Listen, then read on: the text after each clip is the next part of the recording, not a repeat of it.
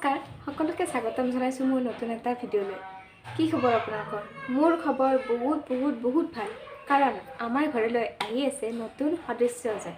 বহুত দিনৰ মনৰ আশা হাজবেণ্ড আৰু মোৰ আজি পূৰণ হ'বলৈ গৈ আছে। বলক তেতিয়াহ'লে কি বস্তু ক'ৰ পৰা আনিলোঁ আপোনালোকক দেখাই আছোঁ।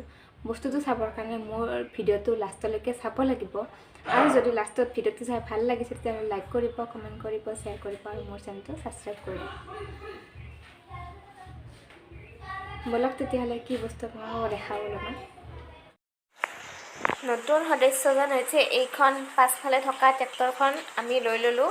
ইয়াৰ হাজবেণ্ডে চাবি ল'লে, বাইদেৱে গামোচা পিন্ধাই চাবিপাত দি দিলে ইউৰাটত।